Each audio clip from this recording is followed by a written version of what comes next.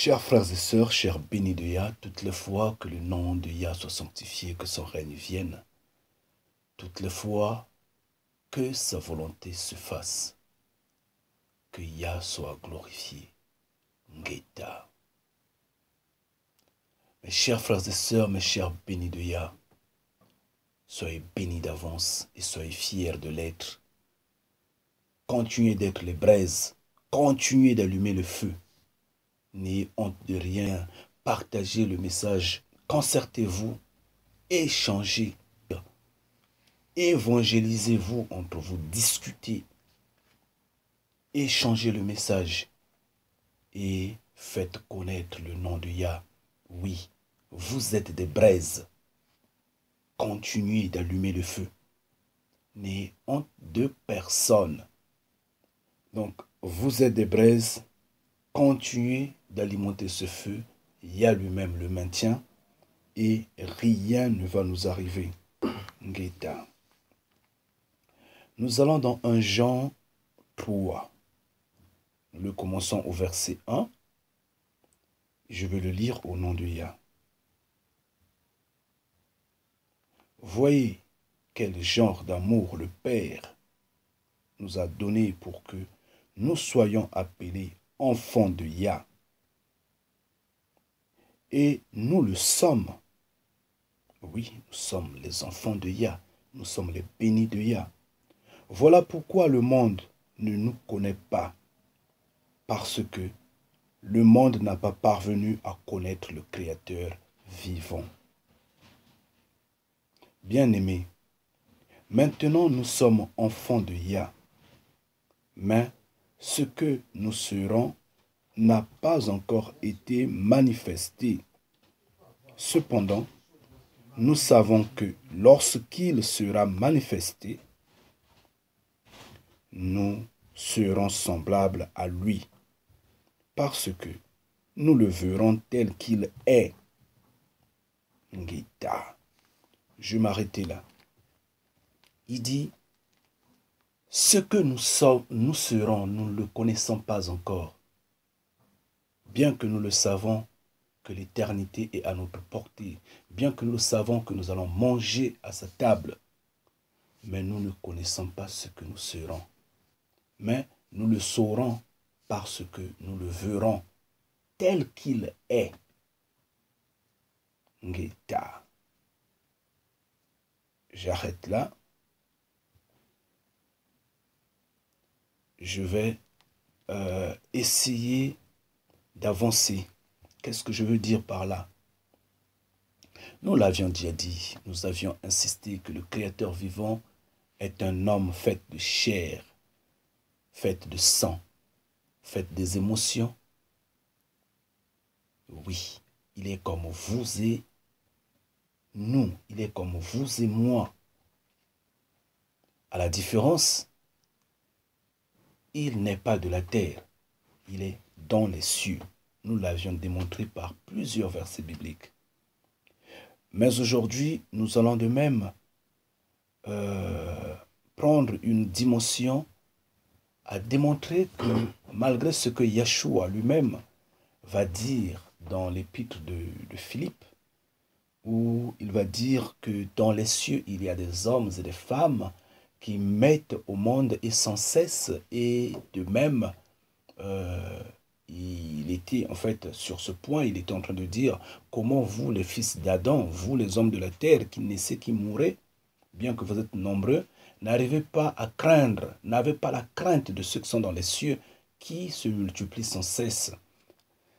Sur ça de même, Yeshua était en train de démontrer qu'il dans les cieux, qu'il y a des hommes. Oui, sur ce passage-là, Yeshua était en train de le démontrer que dans les cieux, il y a des hommes.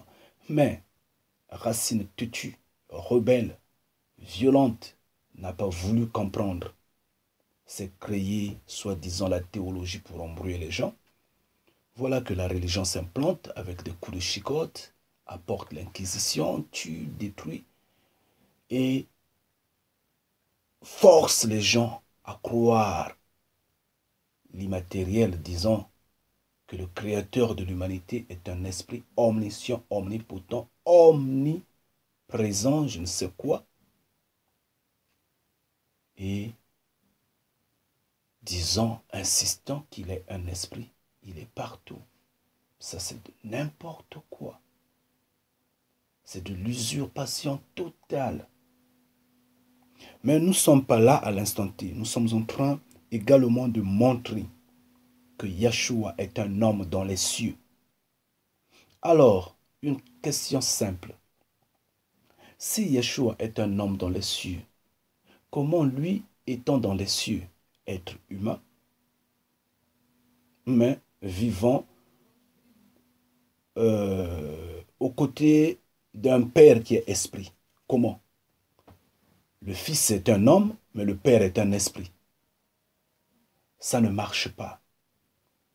On a vu Yeshua assis à la droite de son Père. Donc Yeshua était Yeshua était assis à la droite d'un esprit. Et comment identifier la droite d'un esprit ou la gauche d'un esprit? Comment? Si on ne voit pas cet esprit-là.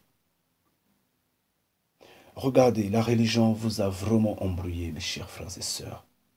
Mais maintenant, c'est le moment de connaître, d'avoir la connaissance. C'est le moment de se repentir. C'est le moment de changer.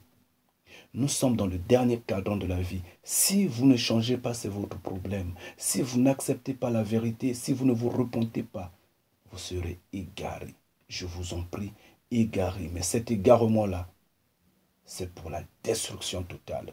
Alors, pour essayer d'avancer, nous allons dans 1 Timothée 2, versets 3 à 5. 1 Timothée 2. Nous allons voir ce que Timothée va nous dire. En fait, ce que Paul va nous dire sur. Je le lis au nom de Yah. Cela est beau et agréable aux yeux de notre Sauveur, Yah, qui veut que toutes sortes d'hommes soient sauvés et parviennent à une connaissance exacte de la vérité. Car il y a un seul Créateur et un seul médiateur entre Yah et les hommes. Un homme, Yeshua. On dit, il y a un seul Créateur et il y a un seul médiateur entre les hommes et Yah. C'est Yeshua. Il est un homme. Ok, nous allons le faire. Nous allons dire ceci. Si par Yeshua nous sommes acceptés d'être fils de Yah, d'être fils du Créateur vivant, puisque avant nous étions juste considérés comme créatures, mais maintenant nous sommes créatures, fils, au même moment. Donc nous sommes un tout aux yeux de Yah. Nous sommes ses enfants. Mais on dit Yeshua, un homme. Ok. En ce temps, quand Paul parle ainsi, Yeshua n'est plus vivant sur terre. Yeshua a été déjà enlevé. Donc, il est en train de donner un témoignage au temps où Yeshua est dans les cieux. Paul n'a pas dit Yeshua qui était un homme qui est devenu esprit. Paul n'a pas dit ça. Paul n'a pas dit Yeshua dans les cieux qui est esprit. Paul n'a pas dit ça. Paul n'a pas dit Yeshua, l'esprit. Non. Paul a dit Yeshua, un homme. Yeshua, homme. Ça sous-entend quoi? À l'instant T, Yeshua est dans les cieux et il est un homme. Ça détermine la nature du Créateur vivant lui-même. Sans pour autant parler de ce que Yah nous dit. En fait, Yah dit à ses collègues, disant créons l'homme à notre image, selon notre ressemblance. Non, nous nous limitons seulement à ce que Paul est en train de dire à l'instant T. Quand si par exemple nous allons dans Apocalypse, en fait dans Révélation 1, qu'est-ce que nous allons découvrir? C'est que l'on crie, l'on dit, regardez, il vient avec les nuages. On a déjà expliqué ces nuages-là, les nuées. Dans plusieurs vidéos, j'en ai déjà expliqué, nous les avions déjà essayé un peu d'analyser. On a compris et on a conclu, en vérité, ce ne sont que des objets volants. Des objets volants. Donc l'on pourrait dire scoop volante, on pouvait dire hélicoptère, on pouvait dire avion, on pouvait dire je ne sais quoi, nuée, tout ce qui vole.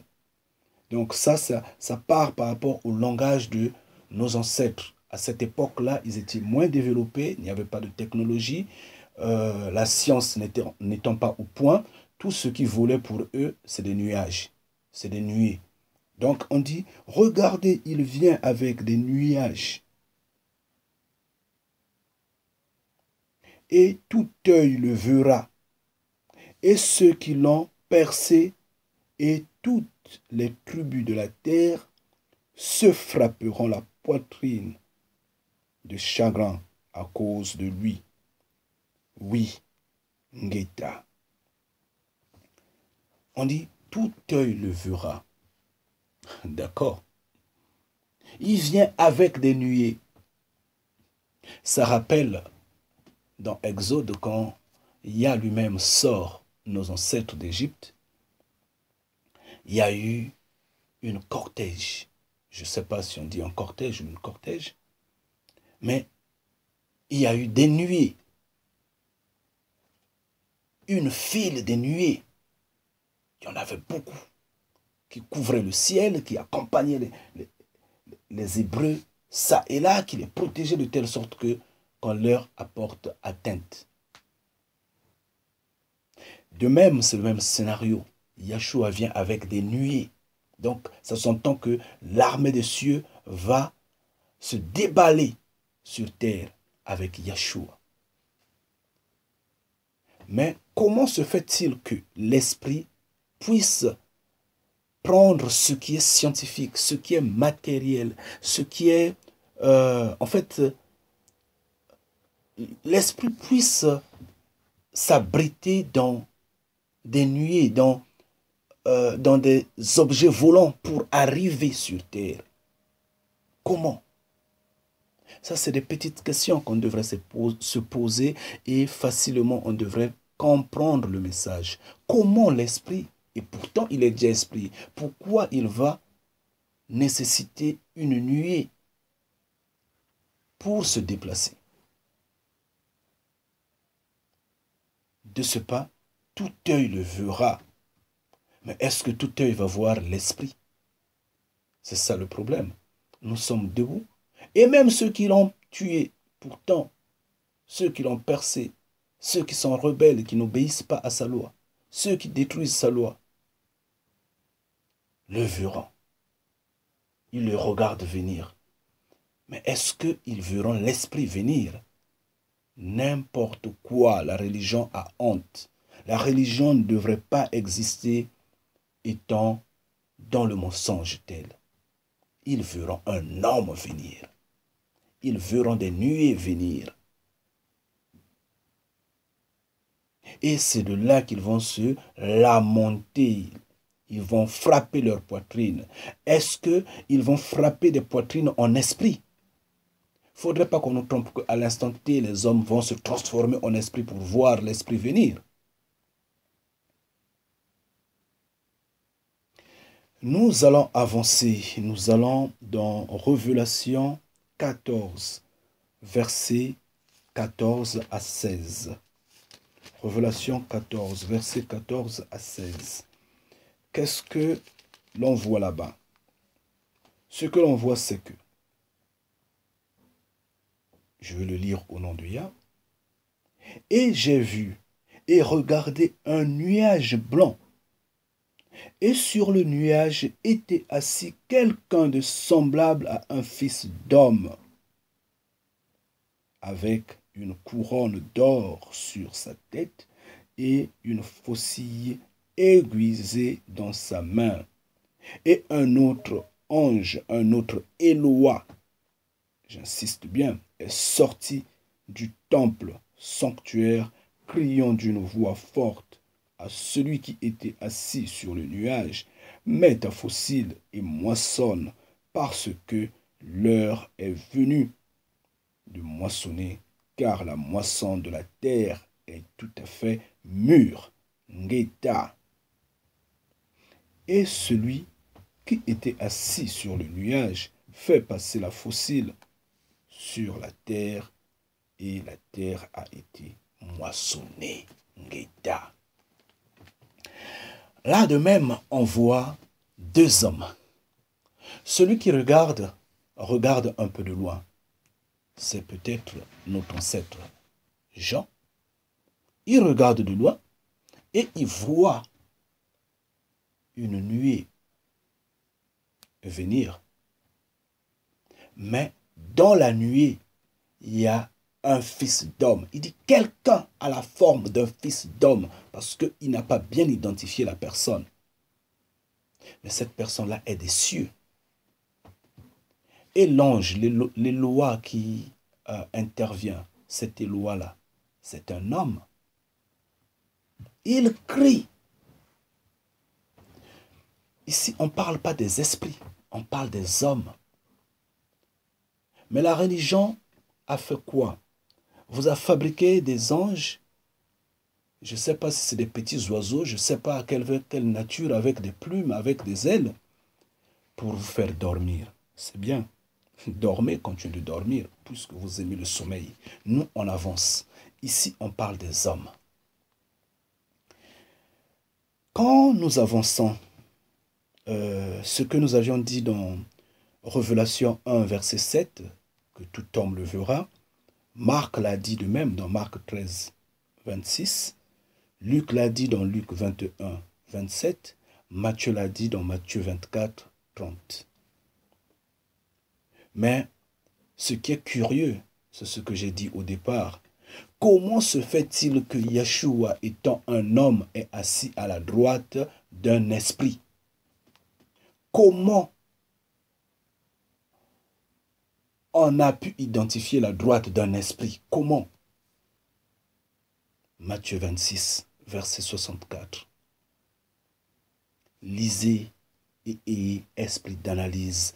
Yah a dit, il voudrait que ses enfants aient la pleine connaissance. Réfléchissez. Vous acceptez ce qu'on vous a fait avaler par insistance. Ce qu'on avait fait avaler à nos ancêtres par des coups de chicotte, par des tortures. Quand on divisait les familles, quand on tuait les gens, quand on les torturait, quand on les violait, quand on les mettait des chaînes au cou. Sous la peine, sous la souffrance, ils étaient contraints d'accepter ces conditions, ces légendes, ces contes. Ils les ont acceptés parce qu'eux-mêmes, ils avaient voulu la perdition. Oui. Parce que ceux qui n'avaient pas voulu la perdition avaient refusé et ils étaient tués. Parce qu'ils avaient voulu témoigner que le Créateur vivant est un homme. Parce qu'ils avaient vu, ils avaient entendu. Et ils étaient tués. Mais jusqu'à la dernière minute qu'ils mouraient, ils ont insisté, dire, nous ne reculons pas d'un iota. Le Créateur vivant est un homme. Nous ne reculons pas d'un iota. Le peuple hébreu est noir. Ils ont été tués. Maintenant, les faibles qui ont préféré manger ont juste dit, ok, donnez-nous la croix. Ils ont mis sur le cou. Ok, donnez-moi la statuette de Marie. Ils l'ont portée. Ok, je me ferai pasteur. Ok, je me ferai prêtre. Ok, je vais tromper mes frères. Voilà, ils les égarent. Des nègres de maison. Et ils sont là. Et ça marche. Et le système fonctionne jusqu'à aujourd'hui. Mais il y a dit, Sortez du milieu d'eux, mes enfants. Sortez du milieu d'elle, de cette bête-là, de cette quatrième bête, mes enfants. Si vous ne sortez pas, le feu sera avec vous. Et nous sommes en train de sonner la sonnette. Paul explique l'enlèvement. C'est ce qui est bizarre, ce que vous allez comprendre, mes chers frères et sœurs, dans 1 Thessaloniciens 4 au verset 17. Vous pouvez le commencer un peu plus loin pour aller peut-être un peu plus loin en bas. Mais Paul explique l'enlèvement. Il dit que les vivants... Ah Yahweh, pourquoi mes frères n'arrivent pas à comprendre ce message aussi succulent et simple? Pourquoi? Mes très chers frères et sœurs bénis de Yah, s'il vous plaît, qu'est-ce que nous pouvons faire? Essayez de me parler, essayez de me dire qu'est-ce que nous pouvons faire. Parce qu'à l'instant T, nous sommes dans la peau de Yah. Yah nous a donné cette mission-là. Yah lui-même délie nos langues. Nous parlons. Qu'est-ce que nous pouvons faire pour faire parvenir ce message-là à l'humanité tout entière?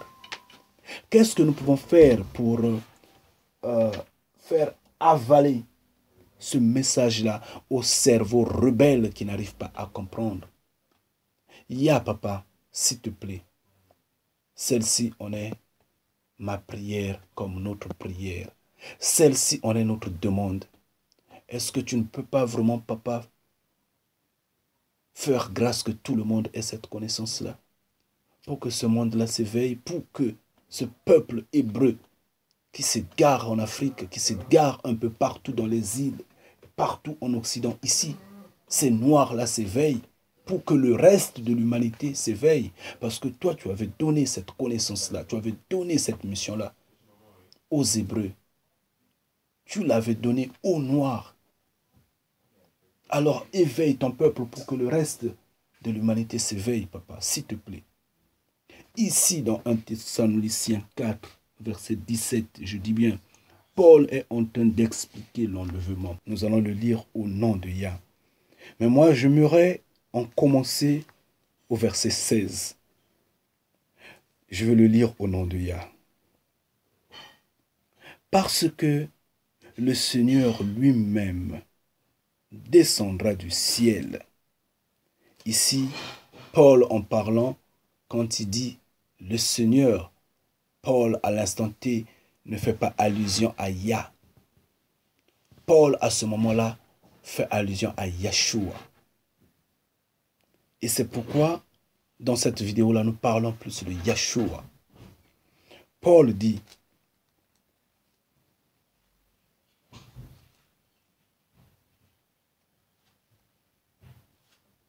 parce que le Seigneur lui-même descendra du ciel, descendra des cieux avec un cri de commandement, avec une voix d'archange et avec la trompette de Yah. Vous voyez la différence?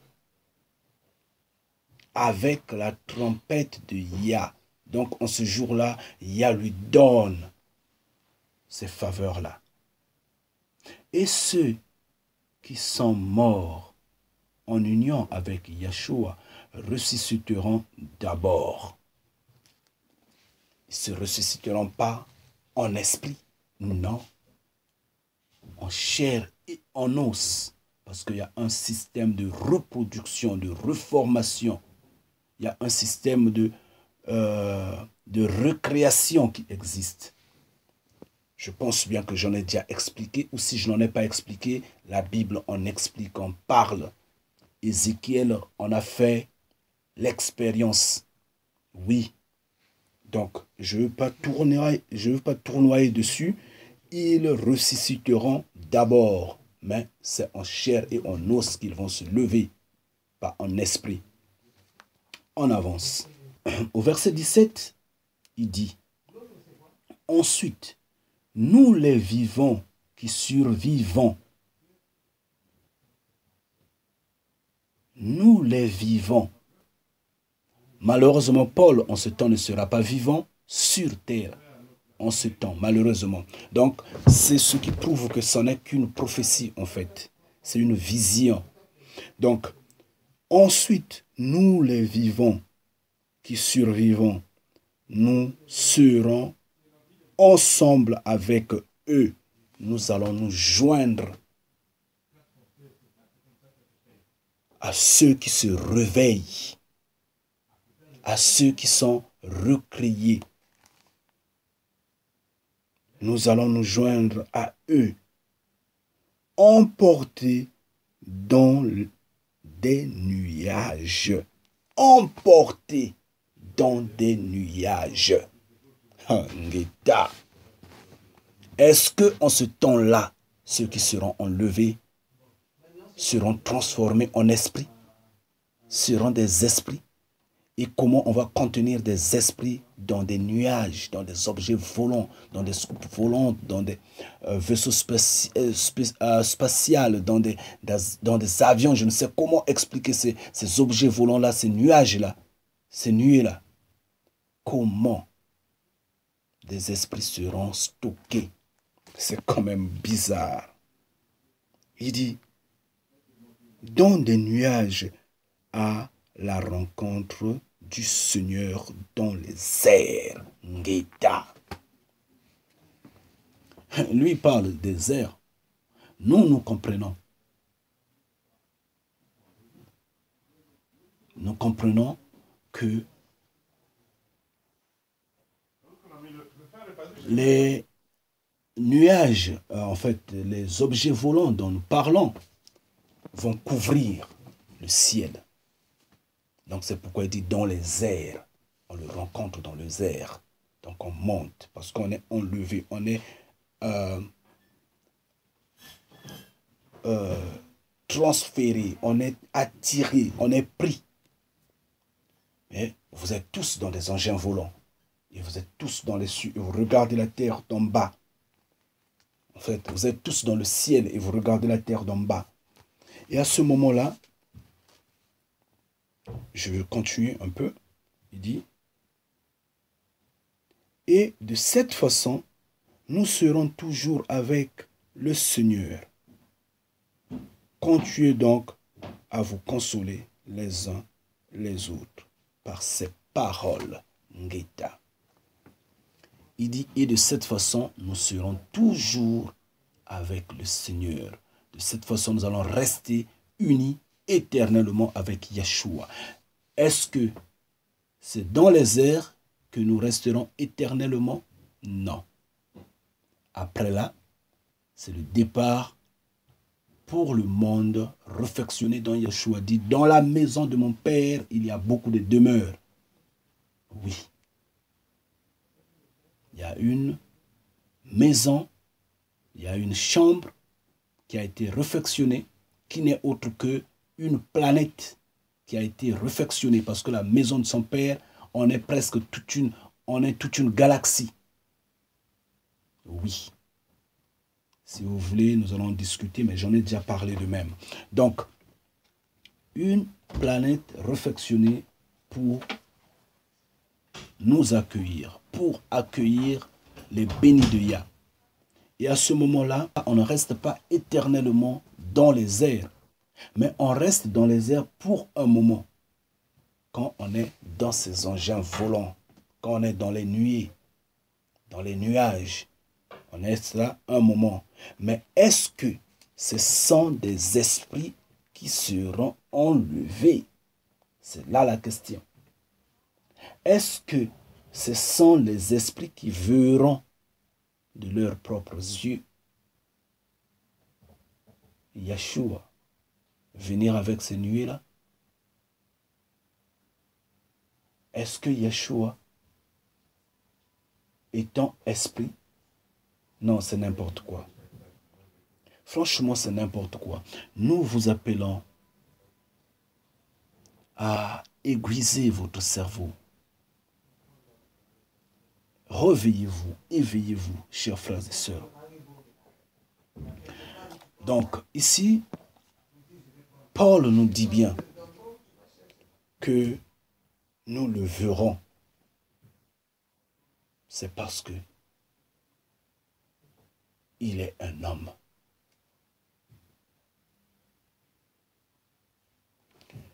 Nous allons avancer, nous allons dans Révélation 22. Révélation 22, nous commençons au verset 3 pour peut-être arrêter je ne sais où, si on le lire. Je vais le lire au nom de Yah. Et il n'y aura plus aucune malédiction, mais le trône de Yah et de l'agneau sera dans la ville. Et ses esclaves qui offriront un service sacré, et ils verront sa face, et son nom sera sur leur front. Guita.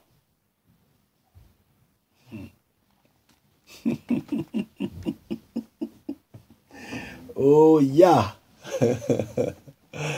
On n'a pas dit que des esprits qui seront à leur service leur verront. On n'a pas dit ça. On a parlé d'esclaves. D'esclaves, c'est une façon de parler. En fait, les serviteurs qui seront là pour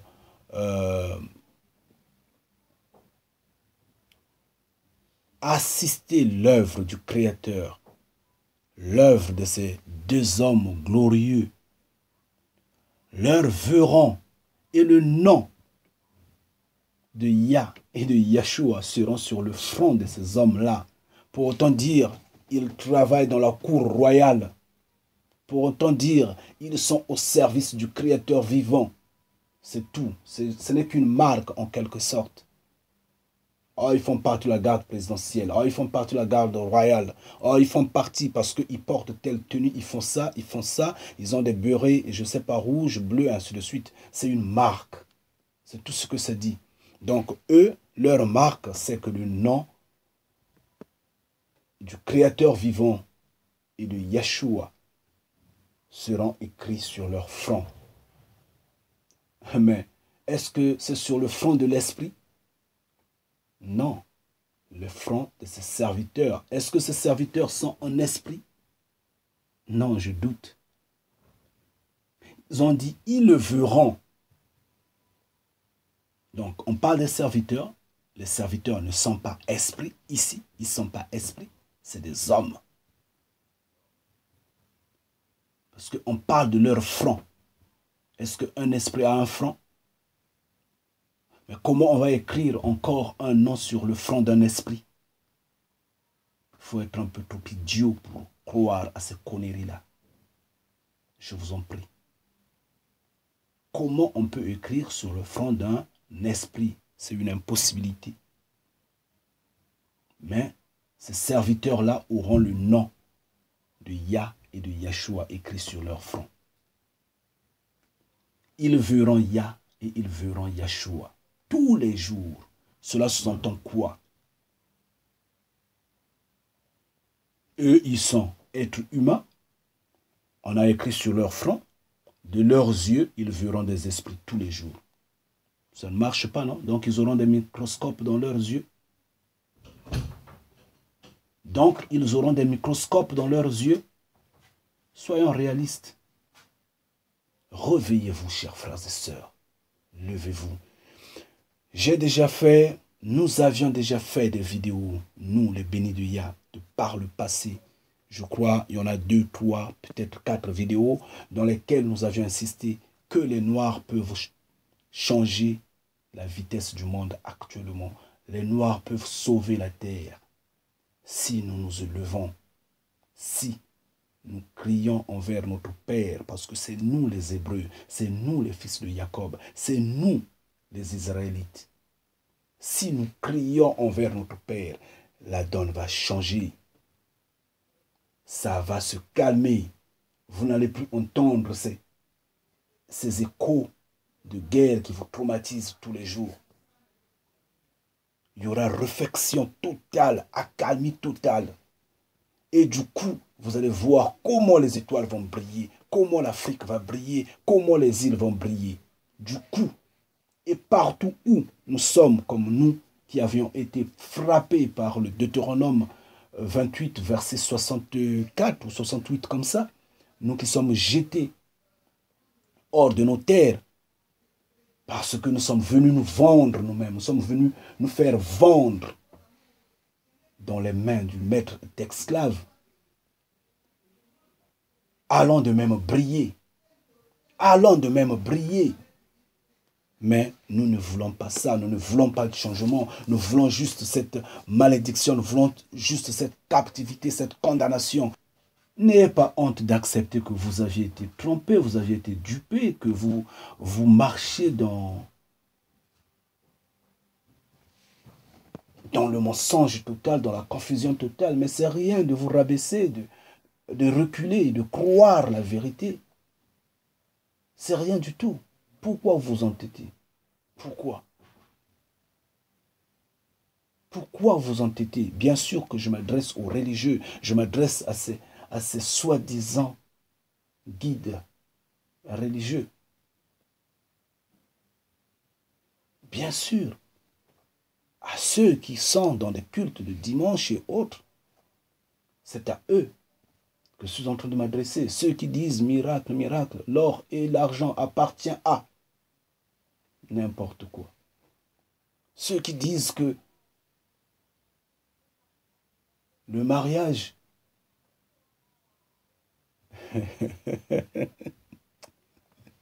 c'est à eux que je m'adresse. Ceux qui pensent que l'Esprit leur donne, ne comprenant pas la force avec laquelle Yah et son équipe, comme je dirais les Elohim, ont bâti, ont confectionné cette terre-là. Ne comprenant pas le mystère de la création, ils embrouillent les veuves et les femmes, les enfants, en dépouillant des familles. C'est à eux que je m'adresse. Repentez-vous, vous êtes sur le mauvais chemin. Nous vous appelons parce que nous savons que la porte est en train de se fermer. Nous sommes dans le dernier virage et vous le savez. Vous entendrez des guerres et des bruits de guerre. Il y aura des tremblements de terre, ça et là, des inondations, ça et là, des ravins, des morts subites, des accidents, des chutes de satellites et autres. Nous les voyons, tout.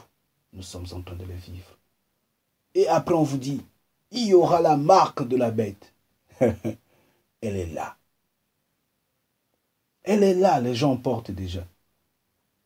Ça ne vous étonne pas, non? Et vous persistez sur le mensonge. Et vous êtes en train encore de croire ce que raconte votre, je ne sais pas, pasteur, prêtre ou je ne sais qui.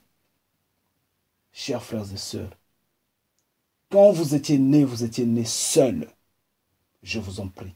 Vous étiez nés seuls. Prenez le temps de réfléchir. Redevenez comme ce bébé dans le berceau de sa mère, dans le sein de sa mère. Essayez d'écouter la voix de votre Créateur vivant. Vous avez un esprit. Nous ne sommes que des instruments, nous les bénis de Yah. Nous faisons passer juste le message. Et en retour, c'est sans gain.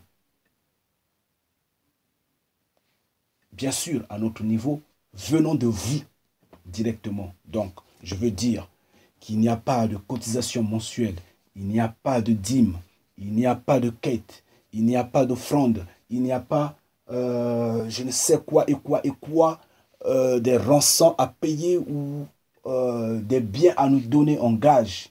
Non, il n'y en a pas. On vous fait passer un message, ceux par exemple qui sont dans les îles et qui sont en train de suivre cette vidéo à l'instant T. Qu'est-ce qu'ils vont me donner? Celui qui est au Congo, malheureusement, qui n'a pas mangé hier, qui est en train de fuir la violence et la dictature, qui apprend ce message à l'instant T, qu'est-ce qu'il peut me donner? C'est gratuit, c'est venu des cieux. Il y a à donner gratuitement. Nous sommes en train de donner gratuitement. Recevez ça, repentez-vous. Redevenez comme ce bébé seul qui ne connaît que jouer avec ses doigts. Réfléchissez sur votre vie. Je vous en prie. Aujourd'hui, par exemple, je ne dis pas que c'est cela, mais à l'instant T, éclatement nucléaire. Parce que la Corée du Nord s'est écorchée avec les États-Unis, ou je ne sais pas, la Russie avec je ne sais qui et quoi. L'armée des cieux monte de l'Afrique pour ravager le monde. Oui, d'accord. Et vous êtes bêtement perdu parce que vous aviez cru en votre pasteur, en votre prêtre. Vous n'étiez pas sur la voie de la vérité, sur la voie de la lumière. Vous serez perdu totalement. Perdu totalement. Et c'est à ce moment-là que vous allez vous en rendre compte que vous étiez juste un simple touriste sur terre, comme serait un marchepied. Oui. On a joué sur vous, quoi. C'est tout. Mais nous sommes les bénis de Yah. Comme Yahshua disait, nous connaissons qui nous prions. Nous connaissons qui nous louons. Je suis hébreu. Bien sûr que, en temps actuel, on m'appelle Bantou.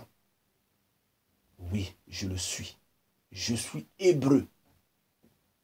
Je suis de Jacob.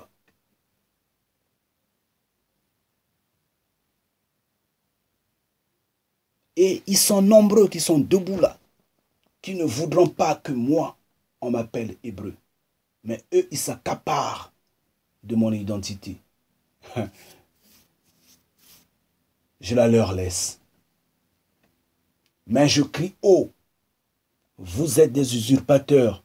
C'est moi qui suis hébreu. Je suis le fils de Yah, Ngeta. Et malgré tout, nous ne comprenons pas des choses simples. Et pourtant, il est bien dit que ce qui est en bas est comme ce qui est en haut. Oui, ce qui est en bas est comme ce qui est en haut. Ce qui est en haut est comme ce qui est en bas. A une différence. Ce qui est en haut se conserve. Ce qui est en bas se perd. Ce qui est en bas est mortel. Ce qui est en haut est éternel. C'est ça la différence. C'est pour autant vous dire qu'il est facile de comprendre que dans les cieux, il y a des hommes qui existent. Des femmes et des hommes. Il y a des enfants. La vie dans les cieux est comme la vie sur terre, sauf que dans les cieux, c'est une vie hyper développée, totalement éternelle, d'où la joie, l'amour, la paix, la tranquillité y règne. Alors, chers frères et sœurs, chers bénis de Yah, pour nous qui nous identifions dans 1 Jean 3 au verset 2, nous qui sommes les enfants de Yah, nous qui verrons la face de Yah, je vous en prie, ne reculez d'aucun iota. Ne reculez même pas d'un centimètre.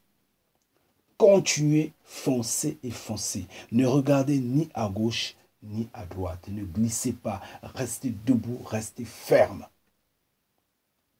Même tombez, levez-vous et continuez de courir. Notez qu'il n'y a pas de soldat qui s'intéresse aux affaires commerciales et reçoit l'approbation de son maître. Non, il n'y en a pas. Soyez ferme. Yah est avec vous, Yah vous guide, Yah veille sur vous. Soyez bénis. Ngeta. Ngeta.